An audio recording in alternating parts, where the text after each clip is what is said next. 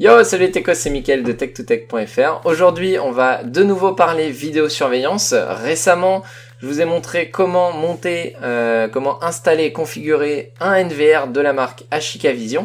Et aujourd'hui, on va rajouter les caméras et on va parler un petit peu justement caméra.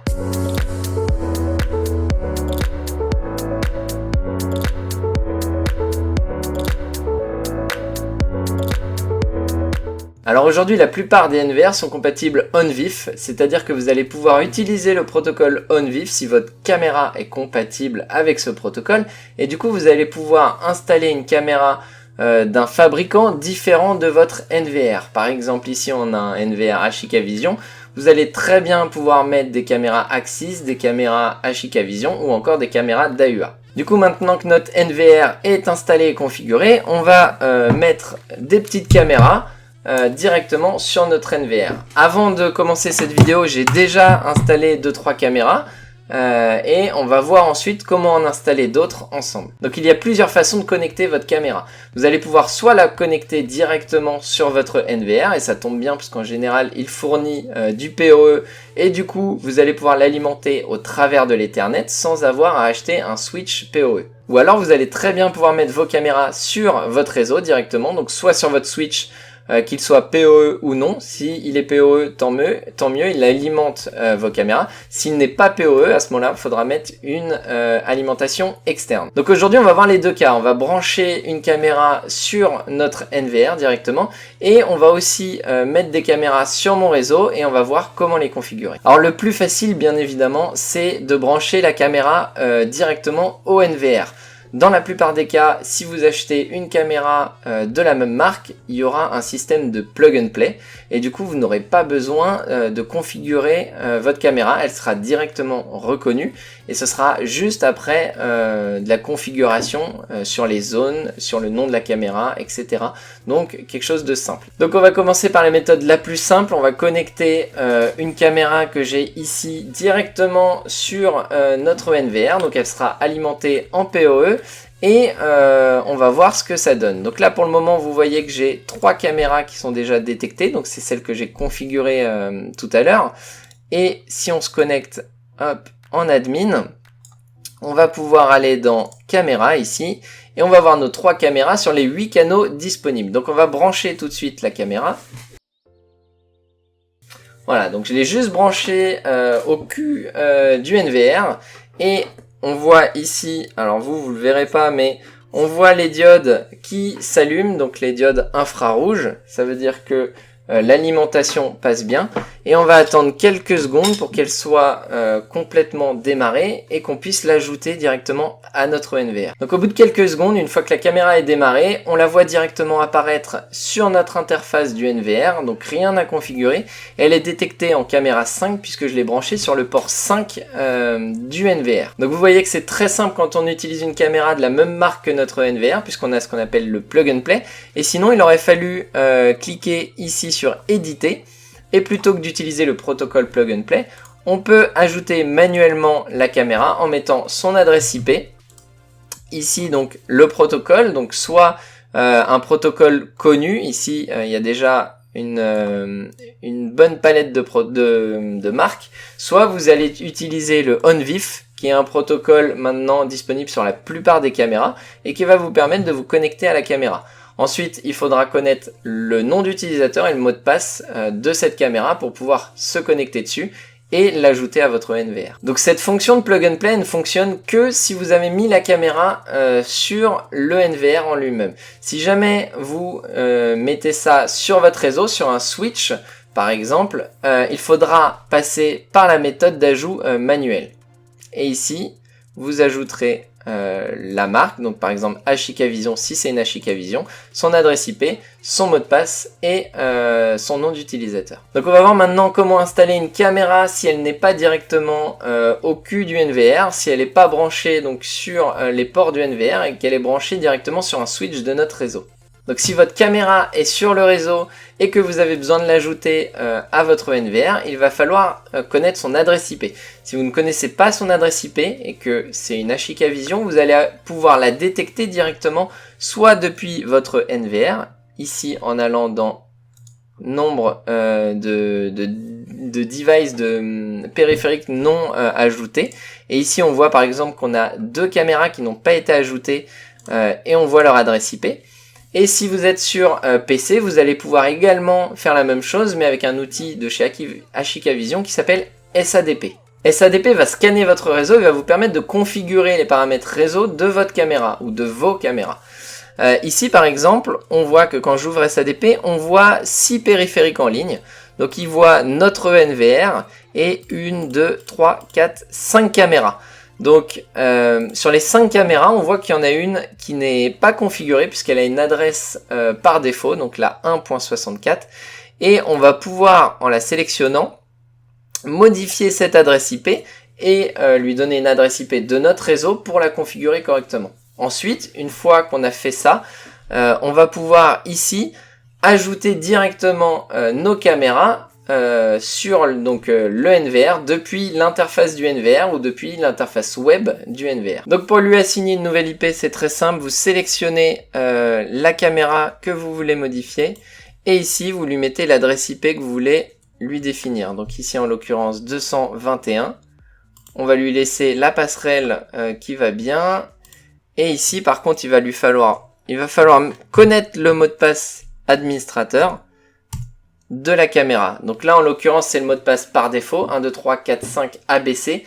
Il sera nécessaire de le changer après. On fait modifier et là on voit que ça a été bien pris en compte et que l'adresse IP est maintenant en 221. On va faire la même chose, on la sélectionne et ici on va la mettre en 222.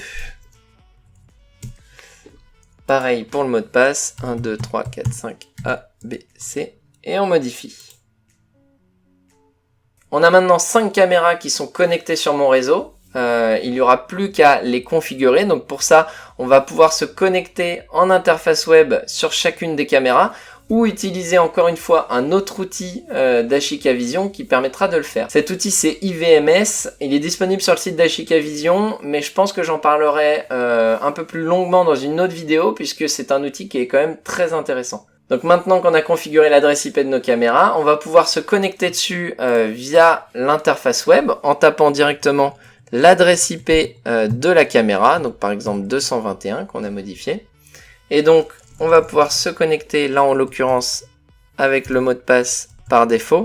Et justement, on va pouvoir changer ce mot de passe par défaut pour ensuite ajouter définitivement notre caméra sur notre NVR. Donc pour ça on va dans configuration, gestion des utilisateurs et ici on va pouvoir donc modifier le compte administrateur si on veut et changer le mot de passe. Hop. Et on va pouvoir lui définir des droits si nécessaire. Donc là justement l'un des avantages d'avoir les caméras directement sur votre réseau, c'est que vous allez pouvoir agir sur chacune des caméras depuis l'interface web de celle-ci. Et vous allez pouvoir éditer justement tout ce qui est paramètres vidéo, audio, si la caméra le permet. Et c'est quand même vachement plus pratique. Donc maintenant qu'on a fait ça, on va pouvoir retourner sur notre NVR et configurer nos caméras manquantes. Donc si on regarde ici, on voit qu'il y a 2 caméras qui n'ont pas été configurées.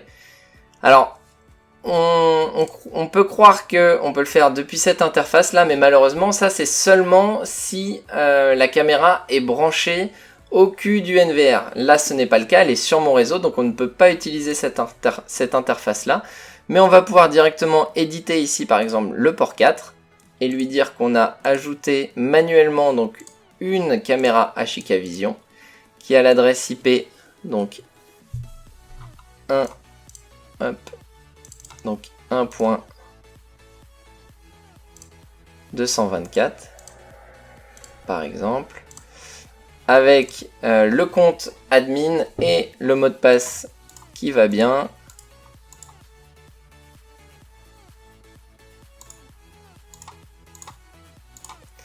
Et une fois qu'on a fait ça, on devrait pouvoir se connecter à la caméra. Donc là, on voit que c'est la caméra du cabanon de jardin. Et donc si on appuie sur play, on voit directement dans le cabanon de jardin et on voit que c'est le bordel. Hop, ici, on a la caméra qui est branchée directement sur le NVR. On voit que ça marche plutôt bien. Et on voit également, si on se déconnecte et qu'on regarde la vue finalement standard qui permet de visualiser les caméras. On voit qu'il nous manque pas mal d'infos, qu'ici elle est nommée caméra 1 et on va ensemble mettre des noms sur ces caméras. On va voir comment configurer ces caméras. Donc pour ça il va falloir retourner dans le menu admin. Et dans le menu caméra, on va pouvoir éditer ces caméras et commencer à leur rajouter quelques informations. Donc si on va dans afficher ici, on voit qu'on a toutes nos caméras. Et donc la caméra 1, donc elle est déjà bien nommée. La caméra 2, on va lui mettre ici un nouveau nom. On va lui mettre, je sais pas moi, façade. Alors j'allais taper avec le clavier, mais ça ne marche pas puisque c'est le clavier de mon PC. Donc voilà, l'inconvénient de passer sur le NVR, c'est ça. C'est que c'est franchement chiant pour éditer et dès qu'on a du texte à taper. Donc l'idéal, c'est de faire ça directement via l'interface web du NVR ou encore via IVMS, l'outil dédié à la configuration justement et à la visualisation de vos caméras sur PC. Néanmoins, je voulais vous montrer comment ça fonctionnait sur un NVR. Donc on va terminer. Donc qu'est-ce qu'on veut afficher sur l'interface ici? On peut déplacer ça ici aussi. On va afficher le nom, la date, la semaine c'est pas nécessaire selon moi. Et on va mettre ça sur le format jour, mois, année. Voilà, et on va pouvoir ça aussi le monter un peu. Et ensuite on va pouvoir régler l'image. Si jamais on se rend compte que l'éclairage n'est pas suffisant, qu'il manque de luminosité, des choses comme ça, on va pouvoir jouer avec les petits curseurs ici pour diminuer la luminosité par exemple. Donc là on voit qu'elle s'assombrit ou bien au contraire augmenter la luminosité. Et donc ça pour avoir quelque chose de correct sur votre caméra. En fin de compte, suivant où elle va être placée, chaque caméra n'aura pas le même rendu. Donc là ce sera à vous de configurer une par une vos caméras. Donc ensuite sur chaque caméra on a pas mal d'options, vous allez pouvoir vous mettre en mode miroir, tourner la caméra de 270 degrés par exemple, changer l'exposition, la commutation jour-nuit, qu'elle se fasse automatiquement ou non et quelle sensibilité elle aura, c'est-à-dire à quel moment elle va passer en mode nuit. Donc tout ça vous pouvez le faire depuis ici. Je vous en ai parlé dans la précédente vidéo, mais il y a ce qu'on appelle le masque de confidentialité. Ça, si on retourne sur la caméra de façade, c'est que par défaut, en France, il ne faut pas filmer donc vos voisins, etc., ce qui se passe à l'extérieur. Donc vous allez pouvoir créer une zone qui va vous permettre de cacher par exemple tout ce qui est voisinage. Et à ce moment-là, vous voyez que ça crée des blocs noirs qui vont vous permettre donc de rester dans la loi et de ne pas voir par exemple vos voisins. Voilà, donc ça marche aussi en entreprise. Quand vous filmez un parking, il faut éviter de filmer les maisons, les habitations qui sont à proximité.